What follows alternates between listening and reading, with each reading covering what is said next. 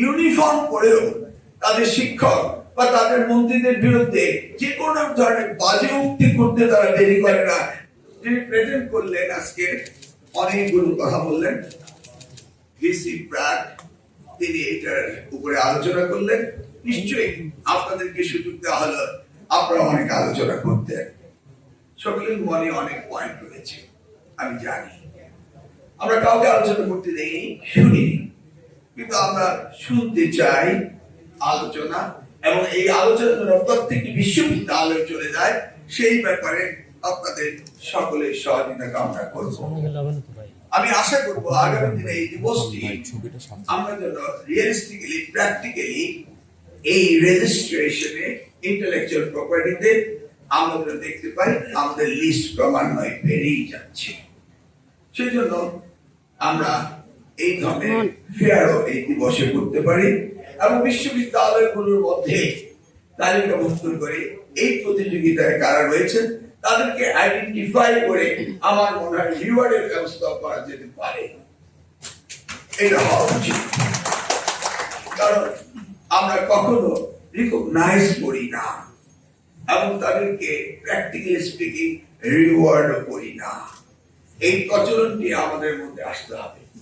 দেখুন, আমরা বাজেট করি বিশ্ববিদ্যালয়গুলোর জন্য, বড় বড় বাজেট, কিন্তু সেই জায়গায় আমাদের রিসার্চের কোনো বাজেট নেই।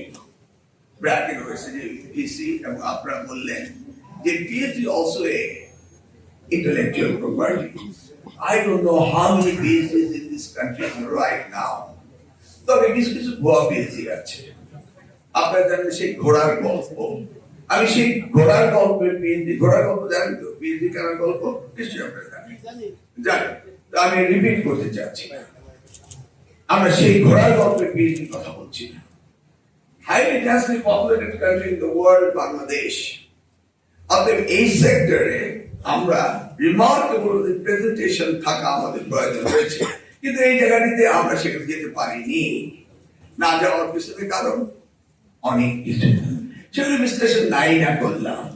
কিন্তু আমরা কি আজকে এই দিন থেকে আমাদের নতুন দিগন্তের যাত্রার দিকে কি আমরা এগিয়ে যেতে পারি না? নিশ্চয়ই পারি। এবং এই বক্তব্যটি, এই আলোচনাটি যেই ইন্টেলেকচুয়াল পিপলের সামনে করা উচিত, আজকে তারাই কিন্তু আপনারা রয়েছেন আমার সামনে। অতএব we all will address and we are the partners to develop this IP. আমাদের দেশে 3 রকমের আইপির ব্যাপারে রেজিস্ট্রেশন সিস্টেম রয়েছে, যেটা এক্সপ্লেনেশন করলেন লিগ্যালিটির ব্যাপারে, সেগুলি আমরা দেখেছি। কিন্তু আমাদের মার্কেট শেয়ারটা আমাদের আদৌ নেই। ইন দিস কেস আমি আর ওদিকে এগোতে চাচ্ছি না, আমি আমার বক্তব্যগুলি শেষ করে দিই। আমি মনে করি আমরা এগুলিকে কিভাবে আরো এক্সপ্লাইট করব, কিভাবে আমরা এগুলিকে কাজ করব, সেজন্য বিশ্ববিদ্যালয়গুলোকে কাজ করতে হবে এবং সেই সাথে মন্ত্রণালয় থেকে আমাদের এই বিষয়গুলো অ্যাড্রেস করতে হবে।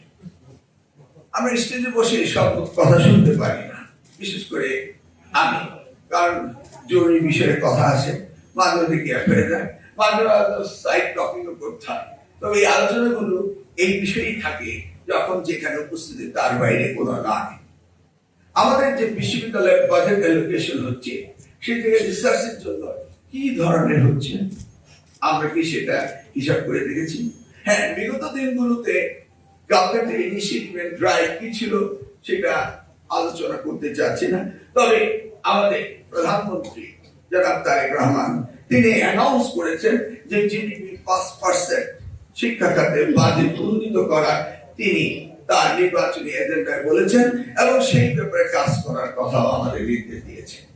কিন্তু আমরা কি 5% প্রথমবারই নিতে পারবো? সেই ধরনের প্রজেকশন করা, সেই ধরনের প্রজেক্ট করা আমরা কিন্তু রেডি ছিলাম না, আছি।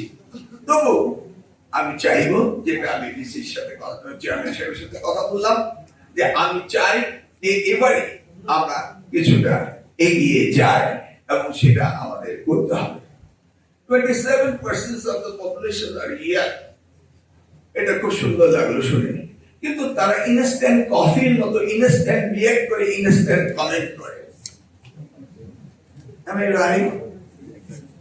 তারা ডিপলি কোনো অ্যানালাইসিস করতে চায় না, বুঝতেও চায় না, কোথায় সক্ষমতা তারা হারিয়ে ফেলেছে। আপনি চিন্তা করে দেখেছেন এই 27% অফ দ্য ইয়ার যদি ইনস্ট্যান্ট কফির মতো ইনস্ট্যান্ট কমেন্ট করে, ইনস্ট্যান্ট বিহেভ করে, তা how do we go ahead and do our research? তাই না? এজন্য ফেসবুকে লাইভ দেখা একটা স্বপ্ন আর ভাইরাল হওয়ার একটা পেপার হয়ে দাঁড়িয়েছে আজকে আমাদের এই ইয়াং জেনারেশন।